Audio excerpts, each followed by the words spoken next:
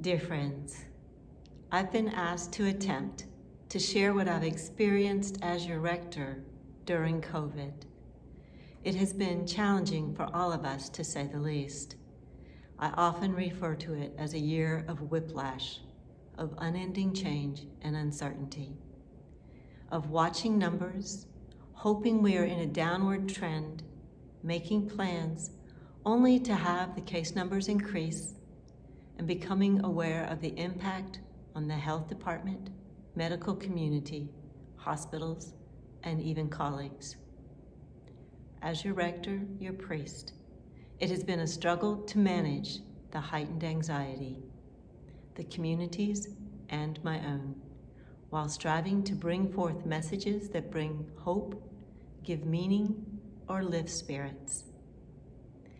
Throughout this time in my life, prayer, meditation, and scripture study have increased. It is how I have worked to overcome the fears and anxieties. Daily in my personal practice, each of you are placed before God in prayer.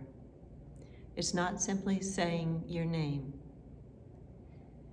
It's entering into a meditative prayer, imagining your face, and for an instant, having a sense of you as you are held in God's presence. At our weekly meetings, the wardens and I would discuss plans to reopen church, only to see the COVID numbers rise, or to hear of increased cases in churches, or gain greater understanding of the impact of contact tracing on the health department. We would discuss creative ways to offer worship, and we continue to do so.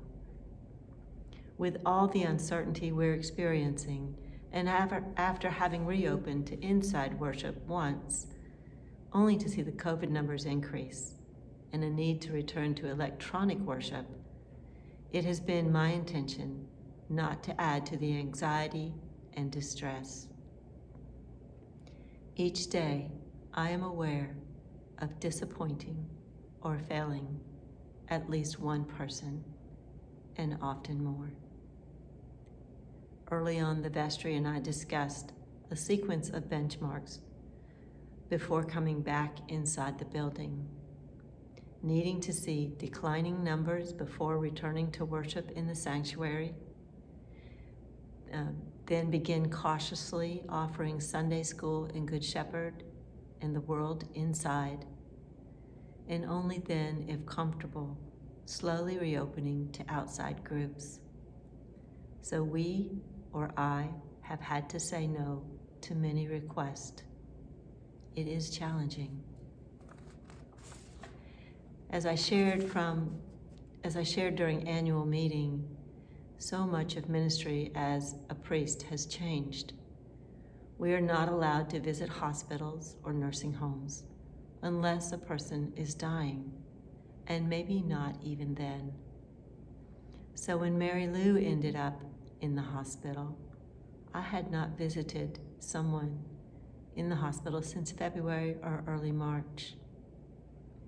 I can't begin to express just what it meant or how it felt to visit, anoint, and be present with Mary Lou and her family. As best as I can express, it is a renewed sense of wholeness and call.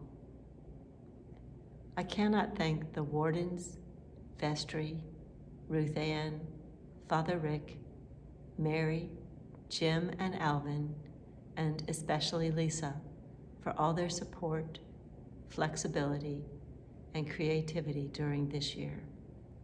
And we are grateful to Nathan Officer, who is the videographer, editor, and producer of our YouTube videos.